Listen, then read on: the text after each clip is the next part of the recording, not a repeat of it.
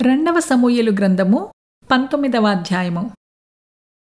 మరియు సౌలు కుమారుడగు మెఫీబోషెతు రాజును ఎదుర్కొనుటకు వచ్చెను. రాజు పారిపోయిన దినము మొదలుకొని అతడు సుఖముగా తిరిగి వచ్చిన నాటి వరకు అతడు కాళ్ళు కడుగుకొనకయు గడ్డము కత్తిరించుకొనకయు బట్టలు ఉదుకుకొనకయు ఉండెను. రాజును ఎదుర్కొనుటకై అతడు యెరూషలేమునకు రాగా రాజు, మెఫీబోషెతు, నీవు నాతో కూడా రాకపోతివేమని అతనిని అడిగెను. అందుకతడు, నా ఈలినవాడా రాజా, నీ దాసుడనైన నేను కుంటివాడను కనుక గాడిద మీద గంత కట్టించి ఎక్కి రాజుతో కూడా వెళ్ళిపోదునని నేననుకొనగా నా పనివాడు నన్ను మోసము చేసెను.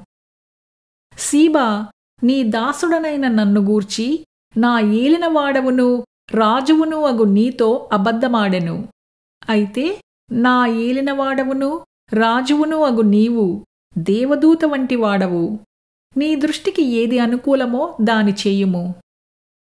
నా తండ్రి ఇంటి వారందరూ నా ఏలినవాడవును రాజువును అగు నీ దృష్టికి మృతుల వంటి వారయ్యుండగా నీవు నీ బల్లయొద్ద భోజనము చేయు వారిలో నీ దాసుడనైన నన్ను చేర్చితివి. కాబట్టి ఇకను రాజువైన నీకు మొరపెట్టుటకు నాకేమి న్యాయమని అనగా రాజు, నీ సంగతులను నీవిక ఎందులకు ఎత్తెదవు? నీవును సీబాయును భూమిని పంచుకొనుడని నేనాజ్ఞ ఇచ్చితిని కదా అనెను.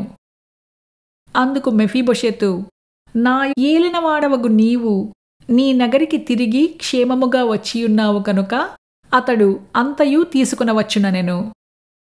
మరియు బర్జిల్లయి రోగెలీము నుండి యోర్దాను అద్దరికి వచ్చి రాజుతో కూడా నది దాటెను.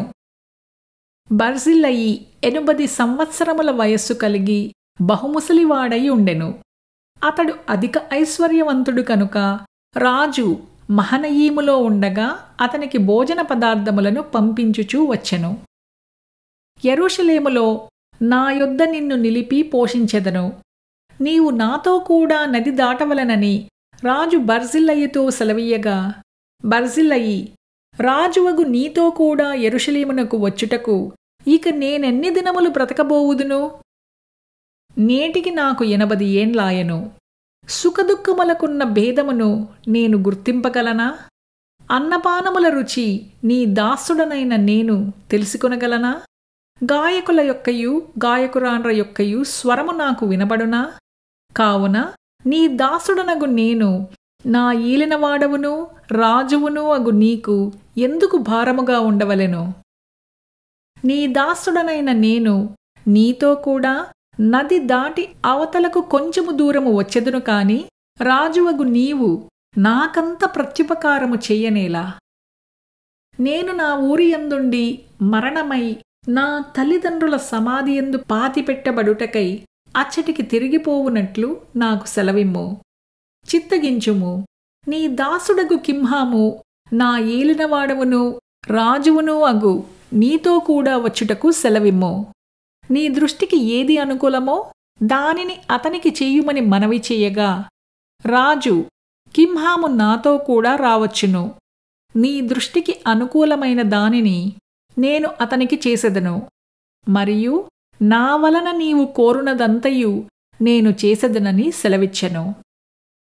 జనులందరూ రాజును నది అవతలకు రాగా రాజు బర్జిల్లయిని ముద్దు పెట్టుకుని దీవించెను.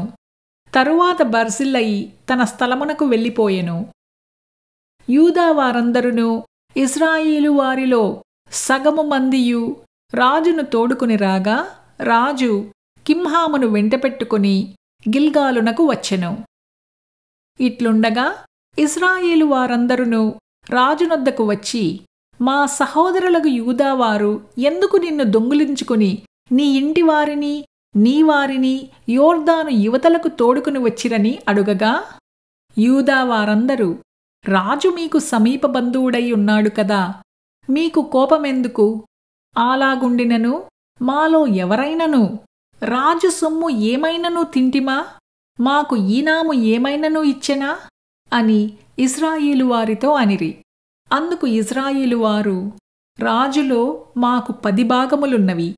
మీకంటే మేము దావీదునందు అధిక స్వాతంత్ర్యము కలవారము.